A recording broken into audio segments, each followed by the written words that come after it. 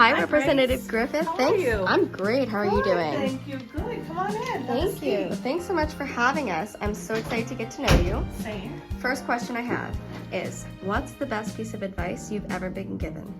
Oh, that's a great question. I would say, as a state representative, someone said once you're elected, stay true to yourself. Don't always remember why you ran, and don't go off that grid. Just stay true to yourself, and that's been good advice from me. Awesome. What are you reading right now? I am reading a book called The Margot Affair. It's about a young woman in Paris. It's very interesting. It's a really good story. And what inspired you to become a legislator? Oh, so many things inspired me to become a legislator. I think if we look at that wall right there, there's two of them. One is my grandmother, Molly O'Gara. My grandmother was an immigrant from Ireland. She came to the United States at the age of 6, was educated up to the 8th grade, and began working as a very young woman, a girl in fact, at probably age 12, 13.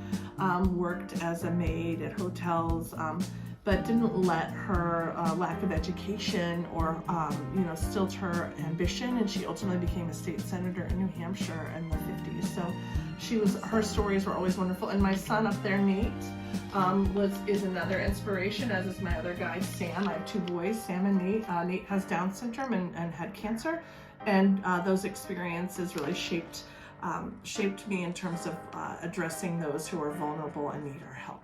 Wow, that's an incredible story. Thank you for sharing. And when you get stressed, how do you cope? I have a very funny hobby. I actually build Legos, and if you look around the office, you can see some of the examples. There is a space shuttle, we have an Earth, a Vespa, flowers, actually a Nintendo station. So I like to build Legos. It's very relaxing when I have time, and typically that's when we're not in session. And what's your top policy priority for Delaware women?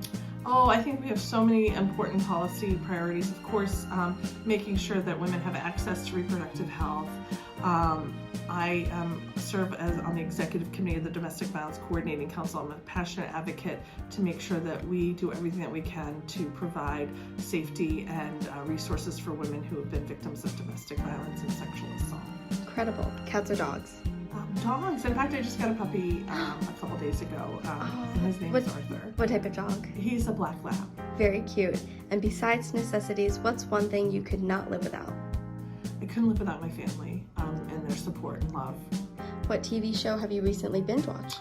I am watching Succession right now. I'm also watched, I think it's called, oh gosh, I've watched so many shows. I binge watched so many shows, but I'm Succession right now in the current season is great. Awesome. And lastly, what is your biggest pet peeve? Oh, my biggest pet peeve? I don't know. I don't think I have that many. Well, that wraps it up then. Okay. Thank you for talking with us. Thank you.